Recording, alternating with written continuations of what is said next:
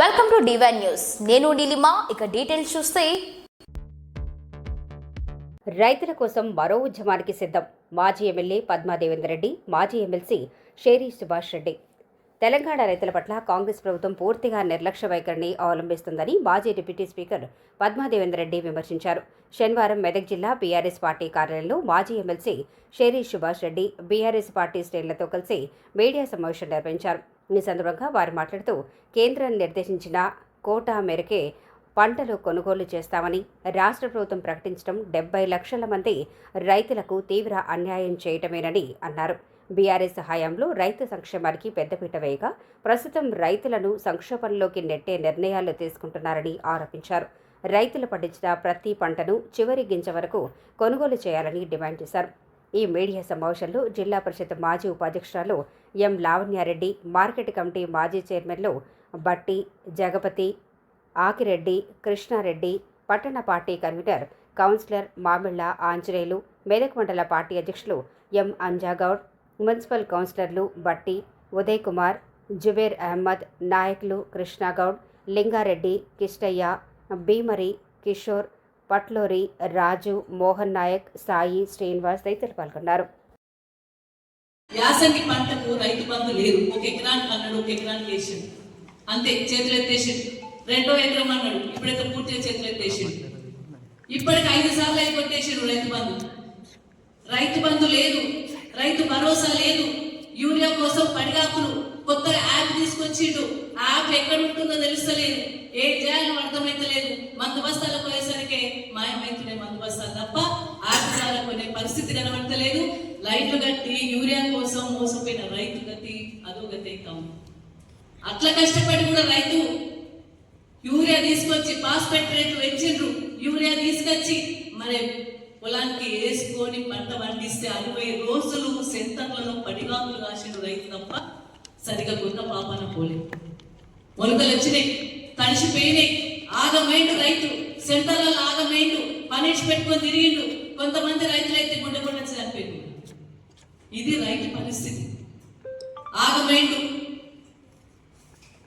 వడ్లు కొనకపోతివి, పంటకు నీళ్ళు ఇవ్వకపోతివి, కరెంటు చక్కగా ఇవ్వకపోతివి, రైతు బంధు లేదా, యూరియా కొరతనేనా, ఏం చేయాలి రైతు? మళ్ళీ ఏమొచ్చింది? మళ్ళీ సమైక్య రాష్ట్రంలో ఉన్న రైతు పరిస్థితి ఎట్లుండేనో ఆ పరిస్థితిలో నెట్టేసిండు కదా రైతును. ఇప్పుడు కొత్త కథ, రేవంత్ రెడ్డి కొత్త కథ మొదలుపెట్టింది. ఏం కథ అది? రైతు ఏదైతే కేంద్ర ప్రభుత్వం టార్గెట్ ఇస్తుందో అంతే కొన్నాడు. క్యాబినెట్ అయిపోయింది అంటే రైతు కేంద్ర ప్రభుత్వం ఎంత కొంటారో ఇక గవ్వే కొంటాడు. రాష్ట్ర ప్రభుత్వం ఏం చేయదట. మరి బడాబాయి చోడాబాయి సంగతి ఏంటి?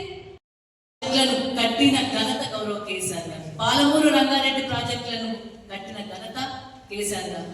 ఇక్కడ ఎంఎన్ కెనాల్, ఎఫ్ఎన్ కెనాల్ సిక్కూరు మెదక్ జిల్లాకు అంకితం చేసి లైనింగ్ చేసి 100 కోట్లతో లైనింగ్ చేసిన ఘనత గౌరవ కేసీఆర్ గారు. ఇక్కడ 40,000 ఎకరాలు పంటను పండించుకోగలుగుతాము. అంటే దాదాపు 1,30,00,000 ఎకరాలు గతంలో తెలంగాణ రాష్ట్రంలో ఉంటే 2,30,00,000 ఎకరాల వరకు పెంచిన ఘనత. అంటే 1,00,00,000 ఎకరాలకు కేసీఆర్ గారు వచ్చినాక పంటను మాగాలి చేసిన ఘనత గౌరవ కేసీఆర్ గారు.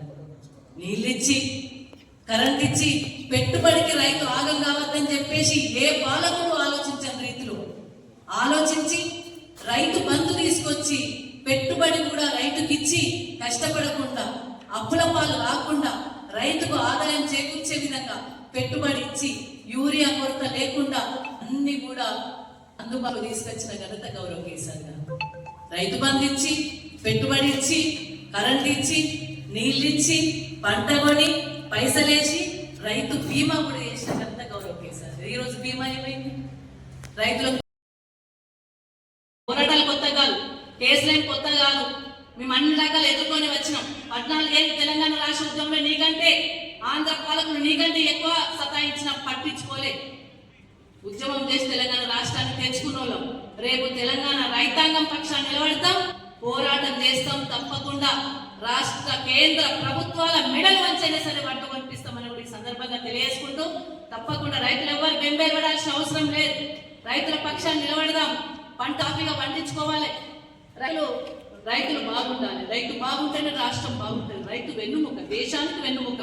తెలంగాణ రైతు మరీ కేసీఆర్ సార్ వచ్చినాక ఆ భాష కొద్ది ధైర్యం కొద్ది పంటను ఎక్కువ పండించుకొని ధైర్యంగా ఉన్నాడు. ఈ 2.5 ఏళ్ళ కుంగిపోతున్నాడు రైతు.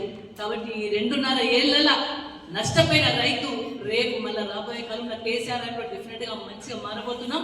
ఒకవేళ వాటి ఊరపోతే మాత్రం ఊరుకునే ప్రసక్తి లేదని ప్రతి గ్రామంలో కూడా ఆయన మాటలు ఏవైతే ప్రజలకు ఇచ్చిన వాగ్దానాలు ఉన్నాయో ప్రతి ఊర్లో కూడా మేము రోడ్ షో వెహికల్ ద్వారా ప్రజలందరికీ కూడా చూపిస్తాం ముందు పార్టీ తరఫు నుంచి.